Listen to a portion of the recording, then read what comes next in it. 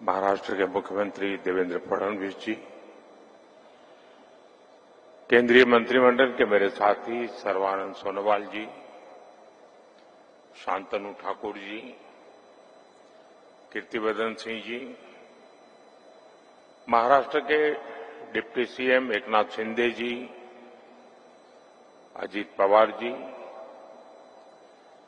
Shipping और दूसरी industries से जुड़े लीडर्स, अन्य महानुभाव, देवी और सज्जनों, साथियों, मैं आप सभी का ग्लोबल मैरीटाइम लीडर्स कॉन्क्लेव में अभिनंदन करता हूं। साल 2016 में मुंबई में ही इस आयोजन की शुरुआत हुई थी और ये हम सभी के लिए खुशी की बात है कि आज ये समिट एक ग्लोबल इवेंट बन गई है।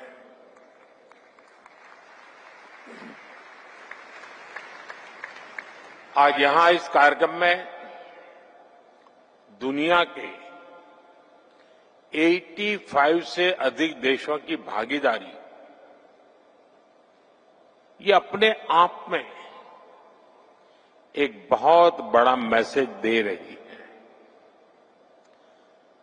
शिपिंग जायंट्स, उसके सीईओ से लेकर स्टार्टअप्स तक और पॉलिसी मेकर से लेकर इन्वेस्टर्स तक इस समय सभी यहां मौजूद हैं। स्मॉल आइलैंड नेशंस के प्रतिनिधि भी यहां उपस्थित हैं। आप सभी के विजन से इस समिट की सिनर्जी और एनर्जी दोनों बढ़ा दी है। साथियों, अभी यहां शिपिंग सेक्टर से जुड़े कई प्रोजेक्ट्स का शुभारंभ हुआ है। शिपिंग सेक्टर में हुए लाखों करोड़ रुपए के एमओयूज भी जारी हुए हैं। ये दिखाता है कि भारत के मैरीटाइम सामर्थ्य पर दुनिया का कितना विश्वास है। इस आयोजन में आपकी उपस्थिति हमारे कॉमन कमिटमेंट का प्रतीक है। साथियों, 21वीं सदी के इस कालखंड में भारत का मैरीटाइम सेक्टर तेज गति और ऊर्जा के साथ आगे बढ़ रहा है। खासकर साल 2025 भारत के मैरीटाइम सेक्टर के लिए बहुत अहम साल रहा है। मैं इस वर्ष की कुछ खास उपलब्धियों का जिक्र आपके बीच करना चाहता हूं। विजिंजम पोर्ट के रूप में भारत का पहला deep water international transshipment hub अब ऑपरेशनल हो चुका है।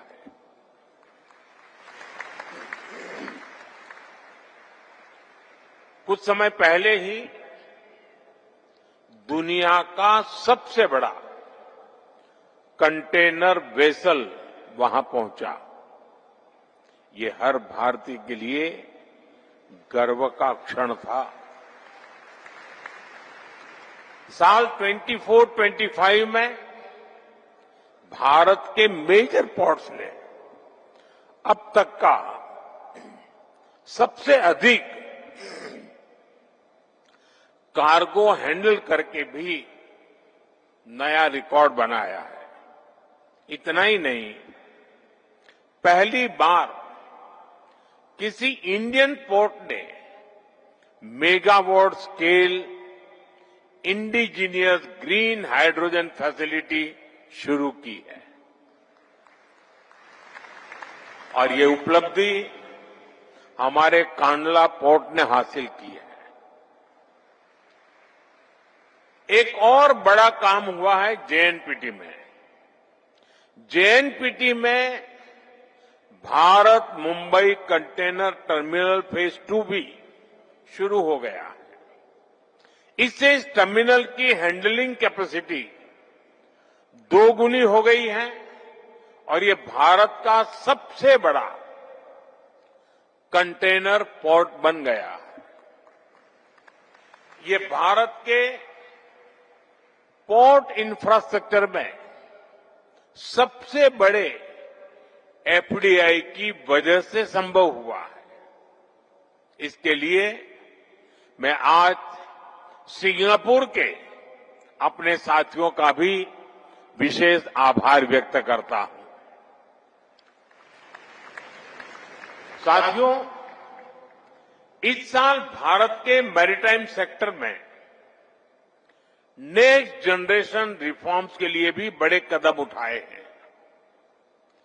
हमने 100 साल से ज्यादा पुराने कॉलोनियल शिपिंग लॉज को हटाकर 21st सेंचुरी के मॉडर्न और फ्यूचरिस्टिक लॉज लागू किए हैं।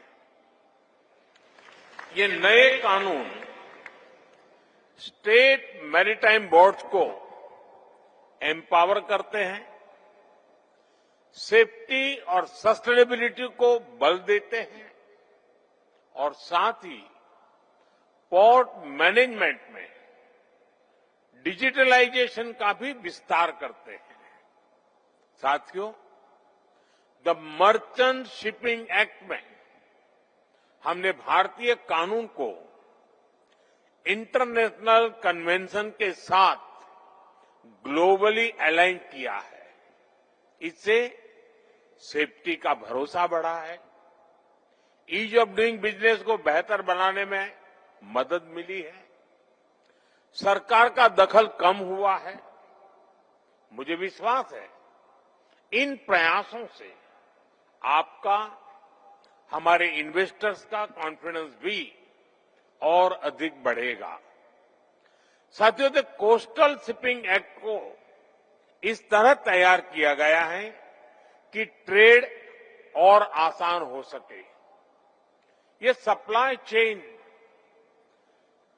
सिक्योरिटी को मजबूत करता है, साथ ही इससे भारत की लंबी कोस्टलाइन पर बैलेंस डेवलपमेंट सुनिश्चित करेगा। ऐसे ही one nation one port process, port से जुड़े प्रोसीड्यूर्स को भी स्टैंडर्डाइज करेगा और डॉक्यूमेंटेशन का काम भी काफी कम हो जाएगा। साथियों, शिपिंग सेक्टर के ये रिफॉर्म्स एक प्रकार से बीते एक दशक की हमारी रिफॉर्म जर्नी का कंटिन्यूएशन है। अगर हम पिछले 10-11 वर्षों को देखें तो भारत के मैरीटाइम सेक्टर में जो परिवर्तन आया है वो ऐतिहासिक है।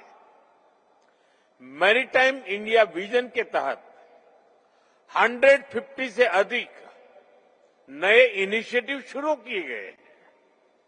इनसे मेजर पोर्ट्स की कैपेसिटी लगभग दोगुनी हुई है, टर्न अराउंड टाइम में भारी कमी आई है, क्रूज टूरिज्म को भी नई गति मिली है। आज इनलैंड वाटरवेज पर कार्गो मूवमेंट में 700% से ज्यादा बढ़ोतरी हुई है। ऑपरेशनल वाटरवेज की संख्या 3 से बढ़कर 32 हो गई है। हमारे पोर्ट्स का नेट एनुअल सरप्लस भी एक दशक में 9 टाइम्स इंक्रीज हुआ है।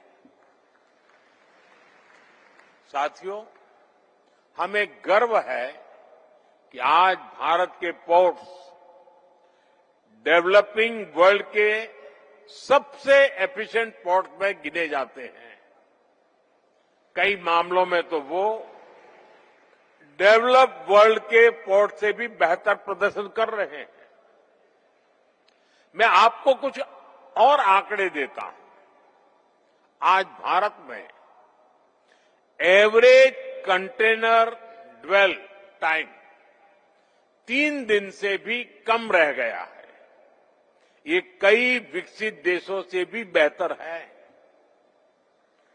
Average vessel turn around time 96 hours से घटकर सिर्फ 48 आवर्स रह गया है।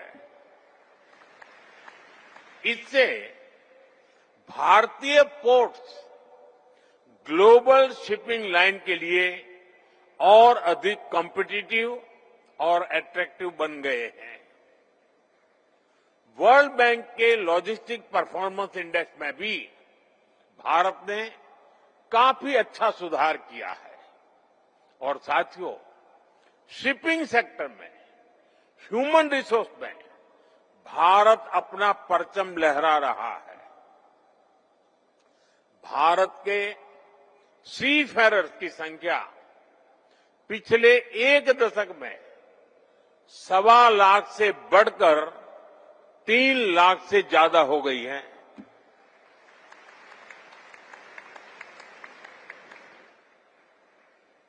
आप दुनिया के किसी भी समुद्री तट पर जाएंगे तो कोई न कोई शिप होगा जहां कोई न कोई भारतीय सीफेरर आपको मिलेगा।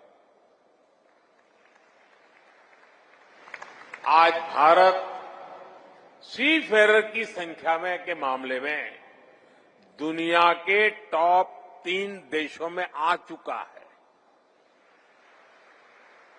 साथियों, 21वीं सदी का 1/4 हिस्सा बीत चुका है। इस सदी के अगले 25 साल और भी अहम है। इसलिए हमारा फोकस ब्लू इकोनॉमी पर है, सस्टेनेबल कोस्टल डेवलपमेंट पर है। हम ग्रीन लॉजिस्टिक्स, पोर्ट कनेक्टिविटी और कोस्टल इंडस्ट्रियल क्लस्टर पर बहुत जोर दे रहे हैं। साथियों, शिप बिल्डिंग भी आज के भारत की टॉप प्रायोरिटी में है। एक समय था जब भारत दुनिया के शिप बिल्डिंग का बहुत बड़ा सेंटर था। यहां से अजंता केव्स बहुत दूर नहीं है। वहां आपको 6th सेंचुरी का एक चित्र दिखेगा। इसमें एक 3 मास्टेड शिप का डिजाइन आपको मिलेगा। आप कल्पना कर सकते हैं, 6th सेंचुरी के चित्र में 3 मास्टेड शिप का डिजाइन, और ये डिजाइन इसके सदियों बाद दूसरे देशों ने इस्तेमाल करना शुरू किया। सदियों का फासला था। साथियों, भारत में बने शिप ग्लोबल ट्रेड का अहम हिस्सा हुआ करते थे। फिर हम शिप ब्रेकिंग के क्षेत्र में आगे बढ़े। अब भारत फिर से शिप मेकिंग के क्षेत्र में नई ऊंचाइयां छूने के लिए अपने प्रयास तेज कर रहा है। भारत ने अब लार्ज शिप्स को इंफ्रास्ट्रक्चर एसेट का दर्जा भी दे दिया है। ये पॉलिसी डिसीजन इस कार्यक्रम में मौजूद सभी शिप बिल्डर्स के लिए नए रास्ते खोलेगा। इससे आपको फाइनेंसिंग के नए विकल्प मिलेंगे, इंटरेस्ट कॉस्ट घटेगी और क्रेडिट की सुविधा आसान होगी। और साथियों, इस रिफॉर्म को गति देने के लिए सरकार भी लगभग 70,000 करोड़ रुपीस इन्वेस्ट करेगी।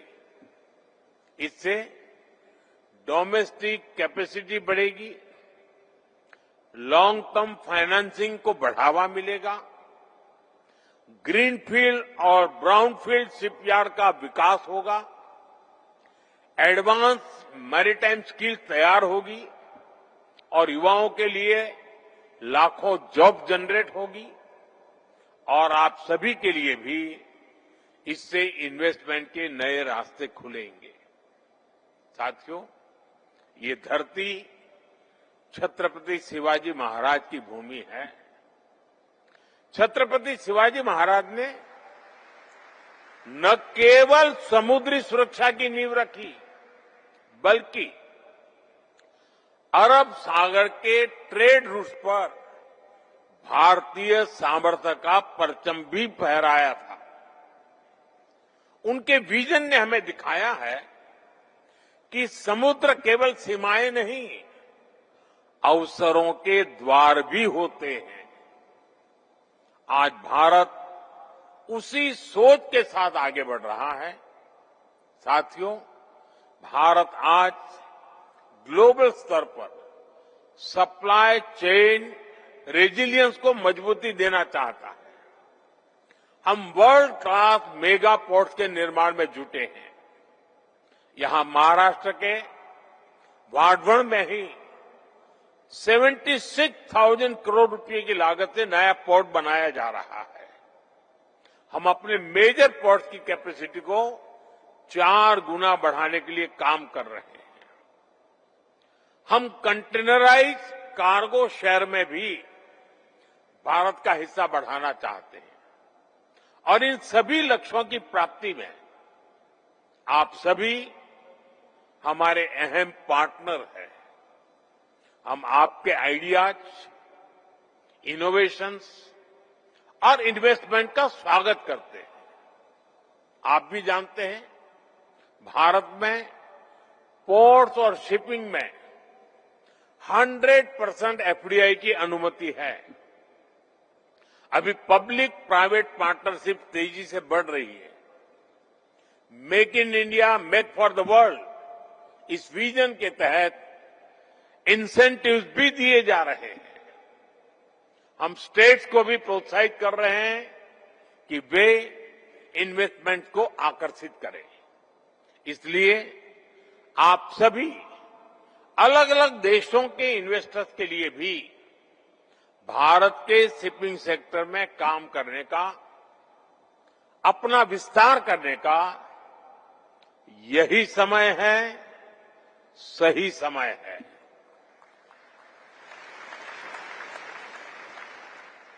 फ्रेंड्स, भारत की एक और विशेषता है, हमारी वाइब्रेंट डेमोक्रेसी और reliability. When the global seas are rough, the world looks for a steady lighthouse. और भारत ऐसे लाइट हाउस की भूमिका को बहुत मजबूती से निभा सकता है। ग्लोबल टेंशन्स, ट्रेड डिसरप्शंस और शिफ्टिंग सप्लाई चेन्स के बीच भारत स्ट्रेटेजिक ऑटोनॉमी, पीस और इंक्लूसिव ग्रोथ का प्रतीक है।